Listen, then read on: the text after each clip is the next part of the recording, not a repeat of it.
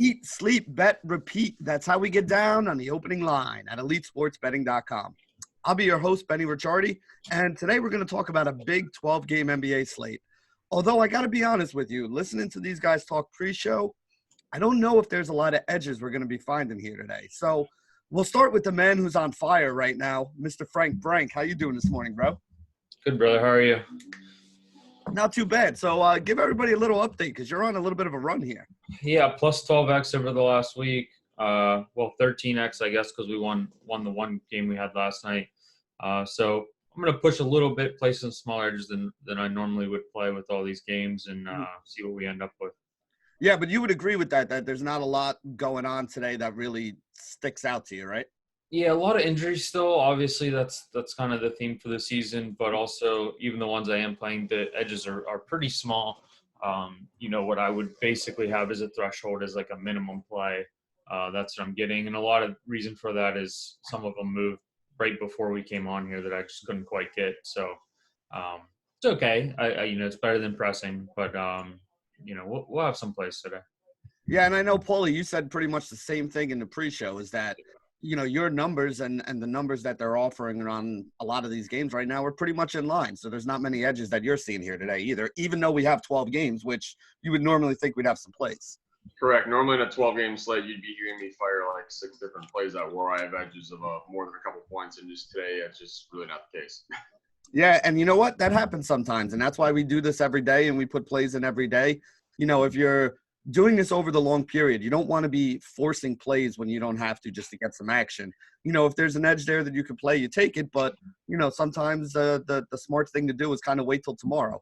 So we're going to go through all these games one by one, kind of break everything down here and, see if we can find some edges. Maybe we'll find some stuff that we could look for to get some in games. Things like that are what we're going to talk about here today. Because like I said, even though it's a big slate, not really one of those days where we have a lot of plays that are popping off. So let's start right at the top. We got Sacramento against Detroit is the first game. Detroit favored by 1 in this one. Total of 222.5 is what I'm seeing here. Frank, we'll start with you up top. Anything you like on this one? Yeah, nothing here for me. I've got the game around Pick'em. So the one's pretty good. 234 for my total. I'm seeing anywhere from 222.5 to 223.5. So 234, not a big edge there. Regardless, Drummond's questionable. Jackson might be coming back. Bay's probably. I'm not going to play just because of the injuries, but also, I'm seeing this number now just get hit on screen going up and up and up. So maybe Drummond's out. I don't know.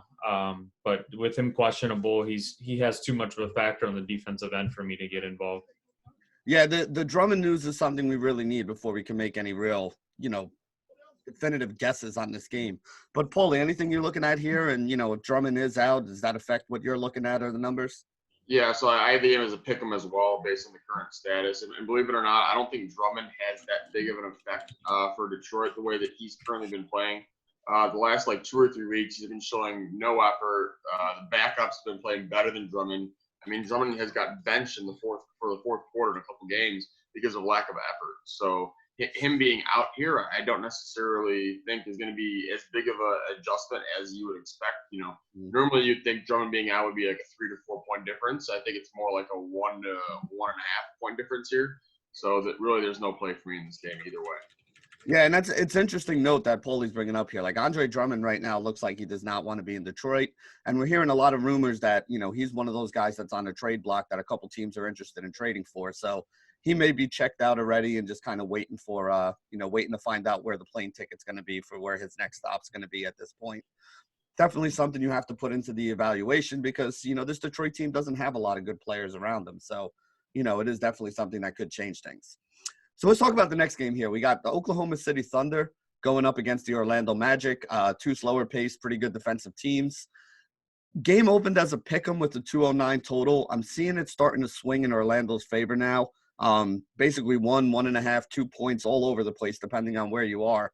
So we've already had a little bit of line movement in this game. The total has stayed pretty solid. Still seeing 209, 209.5 everywhere. So Paulie, we'll start with you here. Anything? Yeah, so I got this game lined at 2.5. So based on where the market's at, that little small move makes sense, but it wasn't a big enough edge for me to play this morning. Yeah, Frank, anything for you here, or did we miss the move that would have been decided to be on? No, I don't think I would have played at any point. Adams is questionable, which is a big deal for them, obviously, big on the defensive side.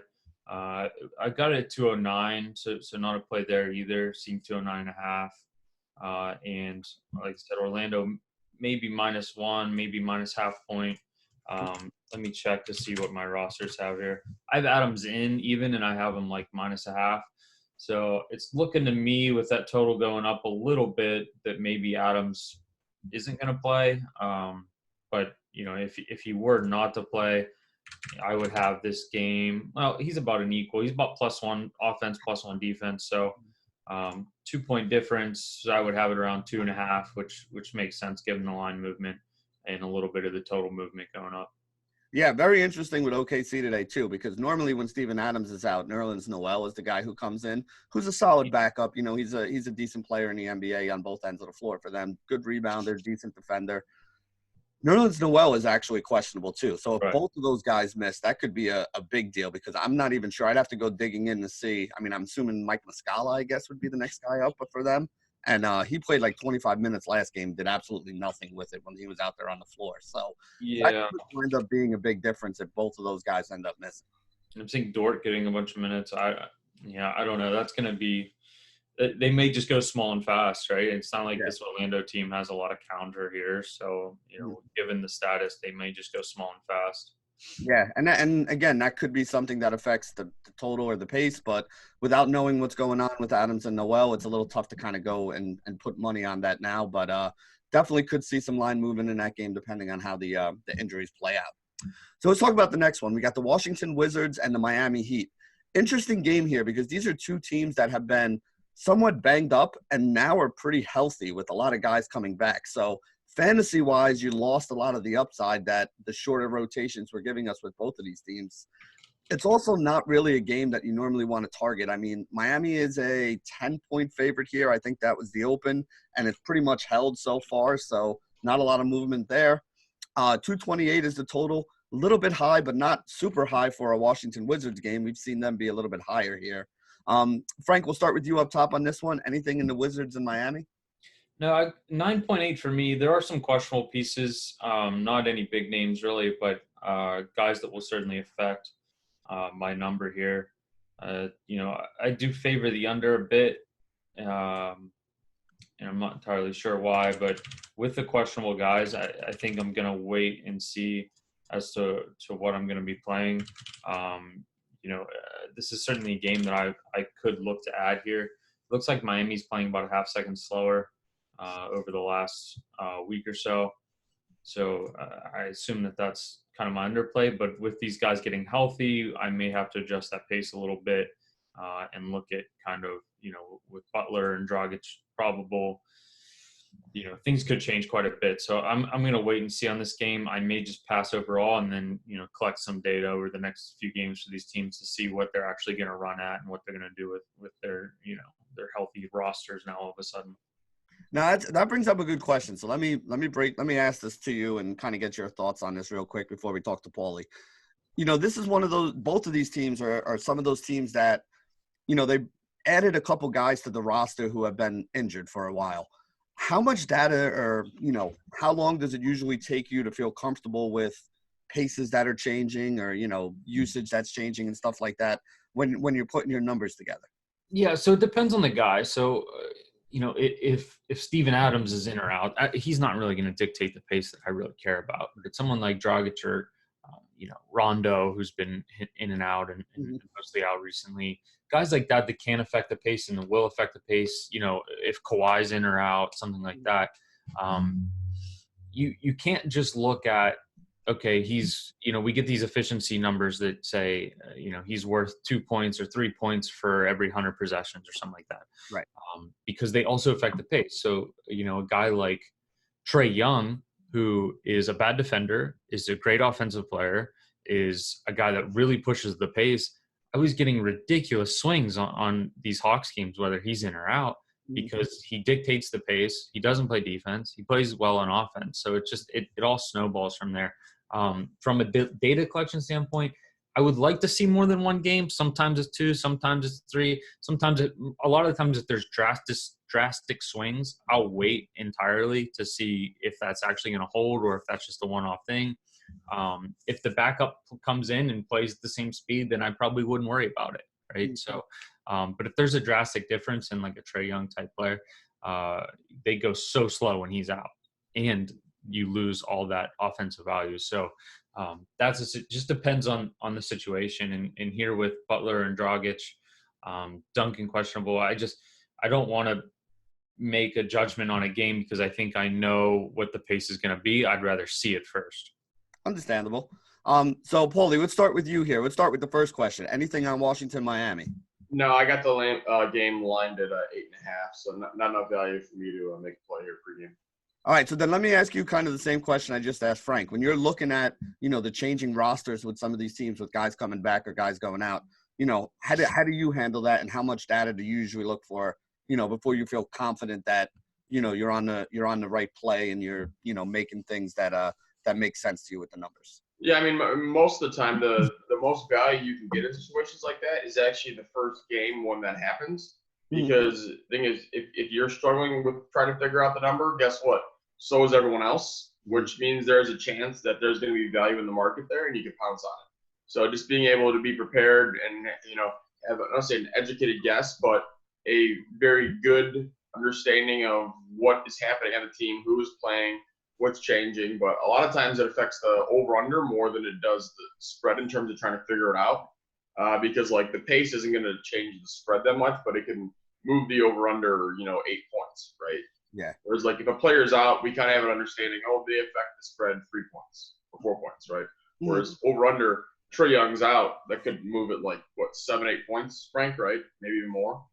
I've seen more, like 10, 12, because you lose, like, a second per possession, and that goes for both teams, right?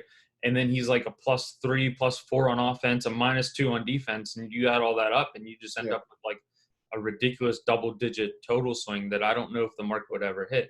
And to be clear, in what I was trying to say, like, if Steph Curry's out, for example, I have enough data going back that I can see exactly what Golden State does when Clay's handling the ball and Draymond's handling the ball compared to when Steph's handling the ball. So that's not an issue. Now, with Zion coming back today, and we'll get to that team can completely change here. I don't know what that's going to look like because I watched him play some preseason games, and then there was an earthquake, and he hurt himself, and that was the end of it, right? So, like, it just depends on the person and the situation, and I have enough data with Trae Young over the last, 2 years now. So, I can make that assessment.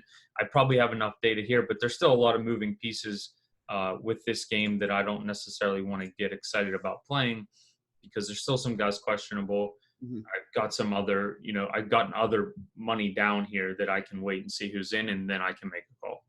Yep. No, that makes a lot of sense. And like I said, I want to kind of give everybody a little bit of an idea of how you guys go about putting these numbers together and the adjustments and things you make. So I think it's good to kind of talk about this and give everybody an idea of how you change things around depending on when these things happen. Because let's face it, the NBA is now a league where guys sitting out, guys getting hurt. I mean, injuries affect everything that's going on, whether you're talking fantasy, whether you're talking sports betting, whatever angle you're taking on this game, it's definitely something that you got to factor into your analysis.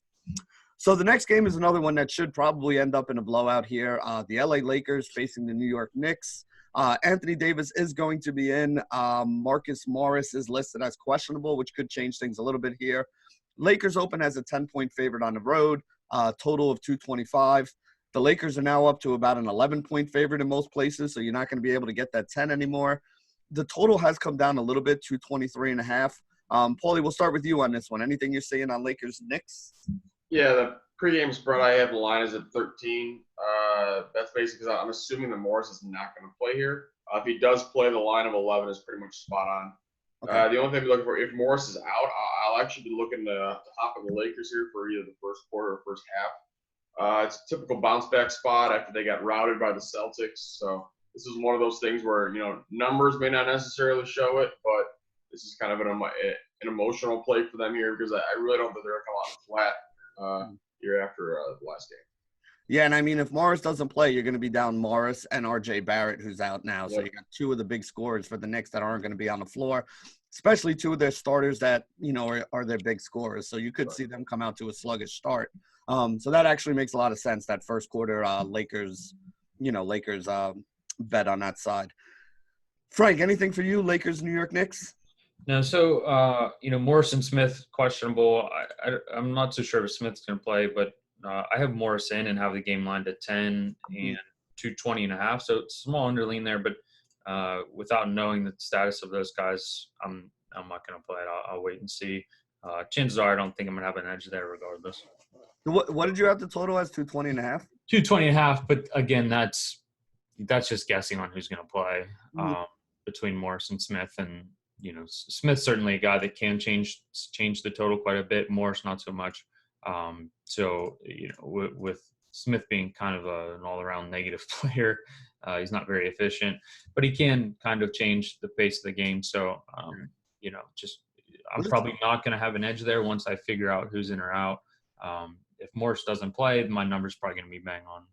Yeah, so, I mean, this is one of those examples that they were just talking about here. A guy like Dennis Smith Jr., because of the way he plays, could affect the pace of a game, which could affect the total, when really in the overall scheme of things, you would think that Marcus Morris is a more important player to that team and that he would have a bigger side, right? Yeah, right. But he doesn't really have as big an effect because the ball's not in his hand pushing the pace like that, so you're not really going to affect the number of possessions. So, and when you're talking about these margins, like me and Paul are talking about 2 or 3 points, that's what, on average, like 2 possessions, so Smith comes in, or, X, Y, and Z, whatever player comes in and creates 1-2 possessions, that's the difference between playing on a game and not playing on a game. So these margins are razor thin, and you've got to be pretty sure of what you're doing and what minutes we're going to project for these guys to get an idea.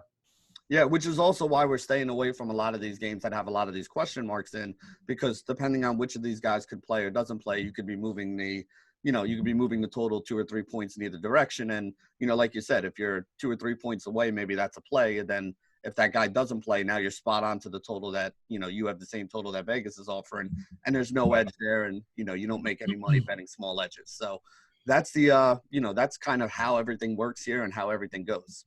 So let's talk about the next game here. We got the 76ers going up against the Toronto Raptors. This game opened at 5.5, Toronto favored. I'm actually seeing some 6s and 6.5s now for Toronto, so kind of moving in their direction. 217.5 total it opened at, still kind of what I'm seeing most of the places. Couple 218s here or there as well. Frank, we'll start with you on this one. Philly, Toronto, anything you're looking at? Yeah, I played Philly once the line hit 6.5. It's still 6.5 pinnacle and 6 in other spots. I would play 6, 6.5, and 5, and I would play down to 5.5 at normal vig if you can get it. I know this has kind of gone up a little bit, but I think the reason for this move is Toronto has been on fire since they've gotten healthy with Gasol and VanVleet. Talked about a few times how much faster they're playing. I think the totals are catching up to them here. I've seen 217.5, and that's kind of what I got the game lined up. Over the last week, they've been not only just going crazy from a pace perspective, but they've shot the lights out. I mean, over the last 4 games, they're shooting like 45% from 3. They're I don't know the exact percentage, but they've been between. There were one game and he shot like 55%. So both of these teams have won their last 4 games, but as I've talked about before, this 3-point shooting should stop. Like, you shouldn't expect the team. It goes up and down. You shouldn't expect the team to shoot 45% from 3. Over the long term. In short periods, it can happen. So I think this line is shaded a little bit because of how hot they've been since they've gotten healthy. And, Philly's been pretty steady. They're shooting, 30, 35% almost every game from 3 over their last 4. So I like Philly here. My numbers like Philly. Not a big edge, just a normal side edge. I've got the game lined at 4.5, 217.5. So bang on the total and just a small little edge there on Philly. Yeah, and the line is actually moving away from you at 6.5 here, so giving you a little bit more of an edge. It went 6.5, and then it went 6 at some spots. It's probably going to go up and down throughout the day, I'd imagine. But you said you'd play at anything over 5.5, you'd be good? 5.5 or better, I would play. Yeah, Embiid is out, but he's one of the better players in the NBA, obviously. But they've been all right recently without him. So. And they've played a week or so of games without him right now, and so that's not something that we don't know how to handle. Yeah, and there's no rest issues or anything. Both of these teams are rested up. So yeah. And Toronto, if anything, the biggest thing with Toronto right now with all these guys coming back, Paulie, is, you're not getting the big minutes out of everybody that you were, but, they're a lot deeper right now with everybody back now. You got Gasol healthy, you got Siakam healthy, you got Fred VanVleet healthy. So you're adding all those guys back in, and you still have the Norman Powells and the Serge Ibakas and the guys that did well when they were out. So very deep team, which has always kind of been Toronto's thing, that they have a deep bench and they're able to go deep. Anything you're looking at here on this game, 76ers and Raptors? Yeah, I almost made a play on the opposite side of Frank here. I have this game about a 1.5 point edge towards Toronto here. So Toronto at home is a very good team, 13-9 against the spread at home. Meanwhile, Philly has just been absolutely atrocious on the road. They're 9-14 straight up, 7-14-2 against the spread on the road. And this is one where if the spread was, about a point less, I would have been making a play in Toronto here. But instead, I'm going to hold off. And I have a feeling that this game could get out of hand. And so this is going to be a live betting thing where if I think Toronto gets close to a double-digit lead, you're going to be able to get a live line, minus 8, minus 9, and I'll be taking that because I think they can win this game by 25 if they get a big lead over Philly. Because Philly on the road just kind of never rallies back and kind of implodes. All right, so interesting there. Are you so pre-flop? You're kind of leaving it alone, but you're just looking. I'm leaving it alone. If the line was down like 4.5, 5, I would have made a play here, but it's not. So. All right, so if the line had moved in the other direction, Paulie would be in on the pre-flop. So Frank likes taking it now that the line's moved a little bit up, and Paulie said he's looking for a little bit of an in game where he can get in on the other side. So this is one where they disagree, which means that this is one that I'm probably going to be staying away from tonight. Yeah, and that happens. Obviously, we have different methods. We tend to have a lot of success when we do agree because we do have different methods. If we were building the same models, we would always have the same answers, and this is how the market works. The only thing that stands out to me in this game is that, yeah, Embiid's out. I have Toronto as just a slightly better team than Philly, but you consider like 2.5 or 3 points for home court advantage, and it's like, is this Toronto team 2-3 points better than Philly? I don't necessarily know if that's true or not. I just that's why my model likes them, just because I think Philly is just a slightly inferior team to Toronto, and with Embiid healthy, they're probably on par or a little bit better. So. I don't personally make calls on this. I just let the numbers kind of dictate what I do, right? Yeah, and that's the thing. Over the long term, individual games, you may or may not be right, but over the long term, if you follow the system that you're following, you're going to be right more often than not, and that's how we, grind out profit. So you got to go with what you're seeing there and go with your gut. So here we go. Next game. This is an interesting one. Clippers against Atlanta right now. Clippers opened up as a 4.5 point favorite on the road, 231 total. They're down to a 4.5, and 4. I'm seeing in a lot of different spots here. I'm seeing some of the totals creeping up, though. A little bit of a 233 from 231.5. But the reason why I said it's interesting, you have Kawhi Leonard and Paul George, who are both listed as doubtful today.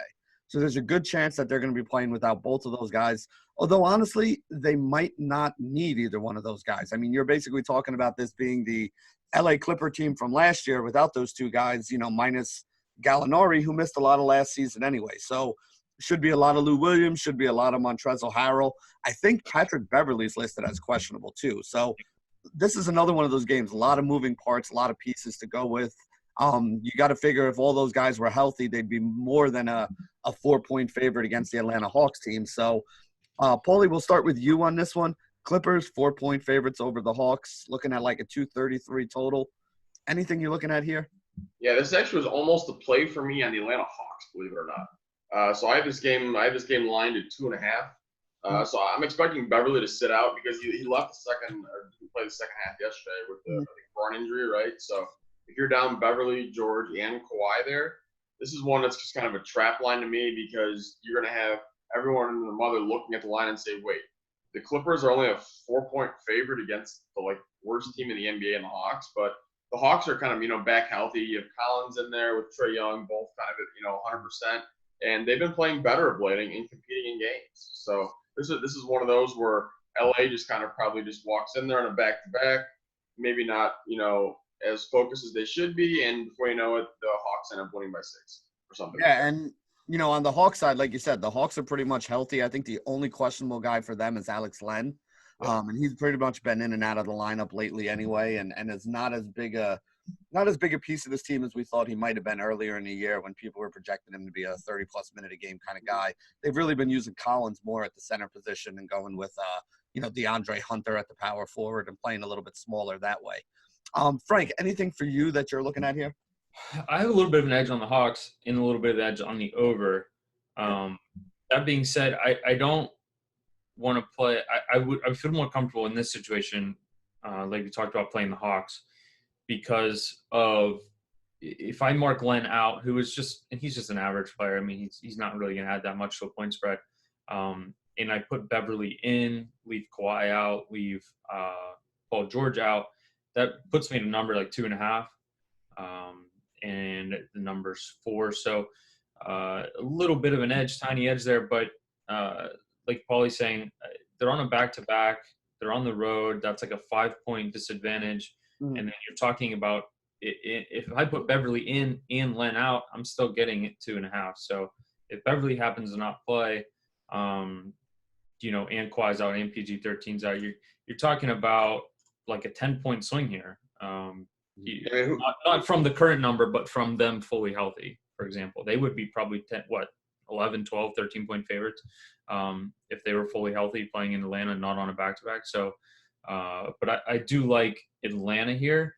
The only thing that concerns me is if Beverly sits, that maybe they make Kawhi play, which would be kind of crazy to me because they're still favored. But it wouldn't surprise me to see like them force one of these guys in because Beverly's out. But if they're playing 3 starters down, I think this line could even get to like pick 'em or 1 +1 or pick 'em if Beverly's also out. Paulie, you were going to say something. Go ahead. I mean, if you just look at the Clippers roster of who's going to be playing if those 3 guys are out, you're going to have what? Harkless, Zubac, Shamet, Lou Williams, and Harrell, right? That's probably going to be your starting 5, possibly, right? And so what does that leave you? It leaves you, Green and Magruder off the bench? That's about it, right? Patrick Patterson, right? But like that's yeah. And you have Lou Williams who just played close to 35 minutes last night because Beverly got hurt. Mm-hmm. So and I think Shamet played like 36. Yeah, those are 2 guys that are going to be your scorers, and they're just coming up heavy minutes in a close game last night against some good defenders in Dallas. So I think this is one where you can just watch the game, or once if we find out that Beverly is indeed out, I think it might be a play in Atlanta here because I don't know if the market's going to move that much on it. But this is one you can watch the first quarter, and if the game is close, I think I'm going to be leaning towards finding a spot to where if they have to play those bench guys, and let's say Lou and Montrezl have to check out, playing live when I think the Atlanta bench is going to be better than the Clippers bench today. If they're going to be playing Magruder and Green a bunch or Patrick Patterson. Yeah, this is actually even a spot where I would not be opposed to sprinkling a little money on the money line with the Atlanta Hawks here. You're probably getting like plus 150 or better on them, I'd assume. Or even if you want to go crazy and play an alternate line on Atlanta, like Atlanta minus, I'm sure there's Atlanta minus 7.5 or minus 8.5 on Atlanta. You can probably get a high plus money for that because if Atlanta wins the game, this could be one where if Atlanta's up 10.5, this game could just be just tank it away and lose by 20, and that would not really surprise me. Yeah, I mean, this could be one where the Clippers decide to just roll over and say, you know what, we'll regroup and wait till we get back to LA and get our whole team back in there, and this could be. Go ahead. If those 3 guys sit, I mean, you're looking at Harrell and Zubac as the only plus players on this team left, and you're also talking about we've talked about this before where. Harrell pretty much starting 30 minutes. He plays a lot. So, but all these other guys on the Clippers bench are actually okay. They got, every bench in the NBA isn't that good, right? They're all negative players. It's just like how well they hold it together while the starters are out. A lot of these guys are -1, -2 players. The problem is their efficiency is going to be worse when they play more. Like when they get exposed and they get out on the court against starters for Atlanta, they're gonna be worse players. So I would expect. I don't mind taking the plus 150 where it is now. I don't mind taking the points. I think there's a little bit of value there, even with Beverly playing, assuming the other 2 sit. But if you get news that all three of them are out, I think pretty much at any point you're going to be able to fire on Atlanta. Yeah, and you know what? It might be a good idea to get some money down on Atlanta now, because if those guys are all announced out, you're probably going to see this line move. I mean, it may not get to pick them, but it's definitely going to be lower than 4.5. And you can split your money up too, right? Like you can take some +4 now and take some money line now. And if Beverly gets announced out, take a little bit of more +4 if you wanted to. Yep.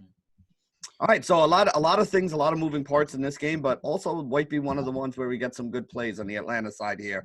Both of the guys seem to think there's a little bit of an edge there, and you know what? It makes a lot of sense now that we talk through it, which is why I like doing this and talking through everything, because now you guys see more than just, when you see Atlanta on the paper, on the plays that they have, you're going to be like, what are these guys, crazy, Atlanta against the Clippers? But now that you see the reasoning behind it, it does actually make a lot of sense. So let's talk about the next game here. We got the Memphis Grizzlies against the Boston Celtics. Celtics opened up at home as a 7.5-point favorite, down to 7.5 in a lot of spots here. Total on this game is 232. The only real piece of injury news that I'm looking at here, it looks like Kemba's going to be fine. He's going to be playing. Jaylen Brown is listed as questionable. Now, it's a different injury than the one that kept him out or had him questionable last week. Last week, it was a hand injury. In the last game, he did something to his ankle, I think. So I think that's the reason why he's questionable today. So I don't know if that means he's going to sit or he's going to play. Jaylen Brown, the one guy that's kind of on the fence. Paulie, we'll start with you. Anything you're looking at here? No, I got the game lined at 7. So really not enough for me to make a play here at this point. So. All right, Frank, anything with you? And I don't know, do either one of you have better information than I just gave on the Jaylen Brown thing, or are you both seeing him as questionable with that ankle too? Questionable, and the number kind of indicating me that he's not going to play. It's at 7. I've got it at 9. I think he's probably like a +1.5 player. Okay. So 231.5 as well for me. But Brown isn't. He's like equally decent on offense and defense, so he's not going to affect the total that much. But he will affect the spread based on who's coming in for him. So 9. It makes sense that my line would be somewhere around 7.5 if he were to be out. So no edge there for me regardless. All right, so not much that we're seeing on this game here. I will say this, though, if Jaylen Brown doesn't play, Gordon Hayward's a little bit cheap for fantasy. So if you guys are playing fantasy today, Gordon Hayward's going to be a guy that probably makes my write-up, which I have not finished yet, but I'll do that after we're done with the show here. San Antonio, New Orleans, the next game. Pelicans are a 4-point favorite, 236 total. This is a really tough game to break down, and I'll tell you guys why. It looks like Drew Holiday is going to be playing, so that's a positive. You have Josh Hart and J.J. Redick both listed as questionable, and I would think that both of those guys wind up sitting. So, Holiday in, those two guys out. You do have Brandon Ingram still. You have Derek Favors is listed as questionable in this game, so we don't know if he's going to go. Jahlil Okafor is listed as questionable in this game. We don't know if he's going to go. And then Zion Williams is listed as questionable. Hasn't played all season, but this is the game that he was supposed to be coming back and playing. So I think his questionable is more a probable, whereas a guy like Derek Favors, I think his questionable is more a doubtful. Like I said, we got 4 or 5 guys who are all key pieces to this rotation that we have no idea if they're going to be in or out. And then Frank kind of touched on it at the beginning of the show. We have no idea how Zion Williamson is going to affect this team. We've all seen the guy play. We watched him play at Duke last year. He was the #1 pick. We all know he's a good player. But we don't know how this is going to translate because we don't have any data on it right now. So even if I had a lean, this would be a game I stayed completely away from. Same thing with the fantasy side of it is I really don't know how to handle this game. So I don't have a lot of exposure to it in fantasy as well. Frank, we'll start with you on this one. New Orleans, San Antonio. What are you looking at and how are you seeing this? Rudy Gay, Zion, Holiday, Redick. I think I've got them all marked in. Hart, Favors, Okafor, all questionable. I've got Zion for like 20 minutes. I don't know what's going to happen here. I have no idea. I was a little surprised to see the numbers as high as it is, 230, 237, 237.5, but it could be justified. Zion's like that weird player that kind of reminds me of like Blake Griffin, where like a bigger guy who maybe can't shoot it that well, but he can really affect the total because he's like an energy player. It's a guy for his size, with a lot of energy, and outside of like that game in Vegas, I really didn't get to see him play that much. So I just really have no idea how this is gonna fold out. Even if I had, even if I did know, I would say the this game is going to be so variant, right? If you played this 100 times today, like who knows how this, like what's Zion's conditioning like? Where, how healthy is he? I assume that he's 100%, but is he conditioned well enough to make it through an NBA game right now? I don't know. So I'm just going to avoid it. Yeah, and like I said, same way that I'm looking at it is this could go one of a million different ways. So I really don't want to have this be a game where, my money's on the line because I feel like I'm just flipping a coin here. Paulie, anything you can parse through on this game? Anything you're looking at? No, I'm not going to be touching it with so many variables being unknown right now. I mean, it's even hard to make an educated guess as to who's playing because that's going to affect everything. Because you got really 5 players that could be in or out for the team there. Yeah, and 5 guys that actually play roles on this team too, not guys that are like, oh yeah, you're going to play 5 minutes. It's not really going to be a big deal. These are some of the guys that actually do take a bunch of shots and score and have a lot of touches. We talked about how important Favors is to that team. So it's the difference of when he's in or out is just crazy. So I don't. That's another reason just to avoid it. Just him alone is a reason to avoid that game. Yeah, and I mean, and even the depth that they have, right? Like you're going from Derek Favors, who's a little bit of a plus player, to Nicola Melli, who's a little bit of a negative player. So, I mean, that could be a big swing on whether or not he's in or out. And again, with so many moving parts, definitely a game I'm going to watch tonight. I want to kind of see Zion. Oh, yeah. But probably not going to have any money or any fantasy exposure to it. Talk about the next other one where there's a bunch of injuries that are kind of affecting, way teams playing right now. You got the Denver Nuggets against the Houston Rockets. Rockets coming off that loss to OKC a little while ago. Denver playing shorthanded with guys like Jamal Murray is already ruled out. I think Gary Harris is listed as questionable. Millsap, I think, is listed as questionable again here as well. Houston opened as an 8.5-point favorite at home. They're an 8-point favorite now. The total was 228.5. We've seen that jump up to 230. Again, a lot of moving parts in this game, but the last time these two teams played at Houston did blow Denver out by 20 points. So 8 points might seem like a lot, but kind of recent history and the injuries, it's not all that crazy in general. So, Paulie, we'll start with you here. Denver, Houston, anything you're looking at? Yeah, I actually literally just bet Houston about a minute ago. All right. News came across that Plumlee is going to be out for 2 weeks for Denver. Okay. So with that news there, I think this line, by the time it closes today, is going to close probably closer to 10 because people aren't going to realize what Plumlee does to the team. But with all those guys already shorthanded, you're now going to be forcing Jokic to try to play a lot of minutes, and he can't, right? He's not a guy that's going to be playing 40-plus minutes in a night. So who are they be playing? Sure, you got Michael Porter Jr. is going to get extra minutes, and he's looking good, but Plumlee is that guy that comes in the second unit, energy guy, rebound, defense, right? So I have a lean toward the over as well. I'd like to see what Frank's numbers are in the game with Plumlee out here. Frank, go ahead. What do you got? Yeah, I played over. 229.5. Houston's playing a little bit faster. Denver's playing a little bit faster over the last week. Houston is one of those teams. Me and Paulie talked about this before. You could play the spread and then play the money line on the other team, and it seems like one of those is going to hit. They're just the way they play. It's going to lend themselves to having extremely variant results. Harden over the last 2 or 3 weeks has been shooting 20%. It's not good. He was 1 for 17 last game. Mm-hmm. If he was 3 for 17 or 4 for 17, my total would have went over last game. I've got it lined at 232, which I honestly thought was going to be a little higher, but with all these injuries, Murray, Millsap, Plumlee out, that's going to make it swing a little bit. I mean, 3 of the top 4 players for Denver is out. I do lean on Houston a little bit as well, but I'm going to play the over. I've got it at 232, so I'd still play 230. That's probably about the top number I would play where it's at now. Yeah, so if you're interested in that over, definitely make sure you get in on it right now. Because like I said, it was at 228. I'm looking at some places already where it's I don't see it anywhere below 229 at the moment, but even 230s and 231s are starting to pop up. Circa Sports, Will Hill, MGM all got it at 230. Stations has it at 231 already, so they're even moving a little bit faster. And just like I talked about with the Raptors game, they've been shooting lights out. You would expect them to slow down. I would expect – unless James Harden has had a large reduction in skill set, which I doubt, he's probably going to start shooting better, unless there's some secret formula now to stopping him, which I doubt, and I don't think there's anybody on this Denver team that's going to be able to guard him at least one-on-one anyway. So I think that Houston's going to get ahead. I think Denver's going to have to chase with their bench players basically. And like Paulie said, can Jokic even keep up at this pace? And it's going to be a fast game for them.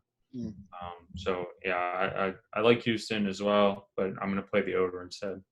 Yeah, and Frank brings up a good point here. We talk about it in fantasy all the time, is regression to the mean. A team like Toronto that's shooting way above where they should be over the last couple of games is eventually going to drop back down to their average. And a guy like James Harden, who's way below what you would expect him to be the last couple of games, is eventually going to get back up to his average. So that regression to the mean works both ways. When teams are outperforming, they tend to come back to their baseline. And when teams are underperforming or shooters are underperforming, they also tend to come back up to their baseline. So you would expect Harden to break out of this at some point. You would expect Toronto not to keep shooting 50%. Both of those things should regress to the mean. One situation, it's going to be a positive. One situation, it's going to be a negative. But, over the long term, that is the reason why we say things tend to regress back to the mean, because that's usually the way they do. All right, so let's talk about the next game here. We got 3 more. Like I said, big slate today, 12 games. Minnesota Timberwolves against the Chicago Bulls. Minnesota on the road, 1-point favorite.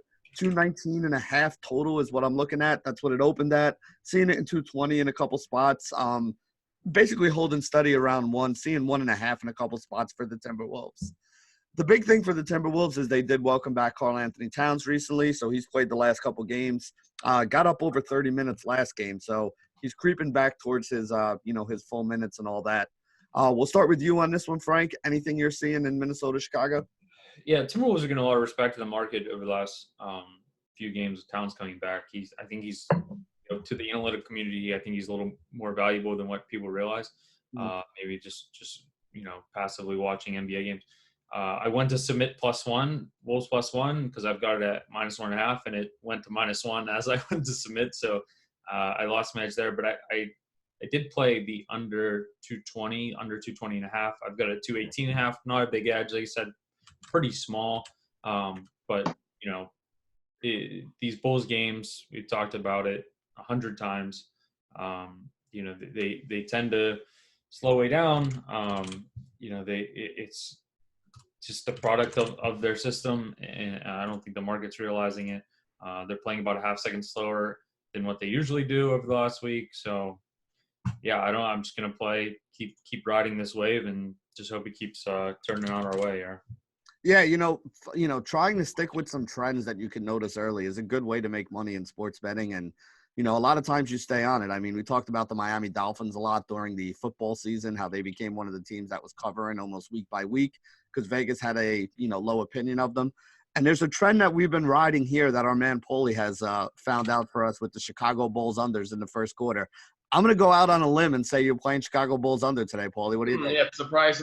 Yes, Bulls under. And it's also good when my first quarter under also matches up with Frank on the full game. Yep. Because that means it's kind of almost like a double advantage. Whereas like the other day, like he had the game over, right? Which was beautiful. And the pace, we saw it exactly. We were talking about it in chat, right? Like the game was going under for the first like 8 minutes, and then the minute the subs came in, the pace went to the roof. They just couldn't make shots. Yeah, they just didn't make any shots. I felt good about it. We had like over 213.5 live, and after the second quarter, it was like 223.5. Yeah, exactly. We got value live. It just didn't pan out. I think it just barely missed. Right, missed by maybe 4 or 5 points, I think. But yeah, like that's another one I'm gonna be taking the under here. It's at 56.5, which the books just aren't adjusted to this. Like they must not realize people are betting the first quarter under on the Bulls, because if I was the books, I'd be adjusting this number downward, and it seems like they're adjusting it up. Because if the number is 219 in the market right now, you'd expect like 54.5, and we're getting 56.5. So you're giving me an additional 2-point edge in the first quarter onto something that I already think there is an edge at. I mean, I think this line should be closer to 52.5 here. So 4 points in a quarter is massive. Yeah, that's a big, and especially when you're talking about a 12-minute quarter. We're not talking about a 48-minute game where, all right, that's 1 point a quarter. We're talking about 1 quarter, 4 points difference.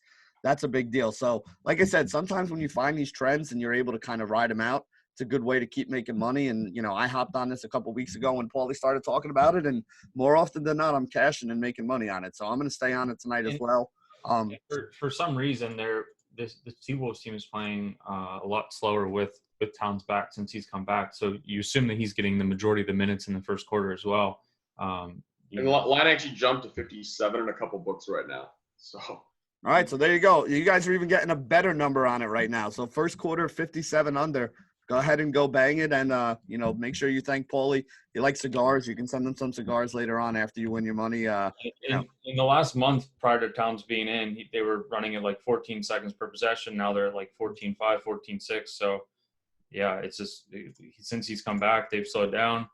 The Bulls have slowed down recently. It's just it all lines up here for your quarter, and I think for the full game. Yeah, so again, everything's lining up. The books are offering us a better number. This is one of those situations where the edge is pretty big. So on a day where we're struggling to find some good edges, this is definitely one that we want to be out there exploiting. So you know what? Let's just keep hammering this until the books try to take it down. Apparently not enough people are listening and playing Bulls first quarters if they're moving it in the other direction. So let's make them pay for it because you know what? They take our money when we lose. So we might as well take theirs when they're wrong. So let's see. Next game we got Indiana Pacers, Phoenix Suns, 222.5 total. This opened at Indiana actually a 1-point favorite on the road. 221.5. I'm seeing it down now. So total moving down a little bit here. Paulie, we'll start with you. Anything on the Pacers Suns? No, I'm right on market on both side and total here. All right, Frank, anything for you? Small lean towards the Suns, but total 220.5, so no edge there. Not a big enough edge to play the Suns yet. I don't really want to play them anyway. Yeah, I mean, at this point, let me ask you guys how you do this. When you got a spread that's only -1 on either side, is it just better to take the money line on some of these games? Like if you're getting a +1 on the Suns right now for -110, wouldn't you rather just play the money line if you're getting like, I don't know, +120 on it or a little bit more? So that could be the case for like the NFL, where I know I've seen this before, where at least in home teams where you wouldn't want to play +2.5, you're better off just playing the money line or +2, +1. But that's because of the nature of the scoring. Right. Here they're going to be pretty correlated. You could play either one. Your ROI is going to be about the same. The only difference is you at least take a chance on the push if you play the +1. Mm-hmm. But your ROI is probably going to be about the same because the points are more evenly distributed. Yeah, because in football we're looking at the key numbers, the 3, the 7s, things like that. Yeah, the +1 you're just playing for the push. So if you don't care to protect yourself against that push, last second possession by Indiana or something, then just play the money line. Yeah, but you're saying it's in your opinion, it's not really worth it to take that extra one. You'd rather have the protection of, that one time when the game does go +1 and. Yeah, and like I have this game at like -1, so perhaps I would just take the spread. If I had it like -2, -3, maybe I'd be more inclined to take the money line if I really thought they had a good chance to win. Mm-hmm. If there was a bigger edge there or if there's injury news or something. But if I were just playing myself, I would just protect myself with the +1, just so I don't end up with the heartbreak at the end, and I can still eke out my push if I need to. All right, fair enough. That makes some sense. All right, so last game we have to talk about here, Utah Jazz, Golden State Warriors. Looking at the Jazz being a 9-point favorite on the open, 216 total. Now I'm seeing Jazz at -8 with a 217.5 total here. Draymond Green is in. I don't see any other big injury news. You guys tell me if I'm missing anything here.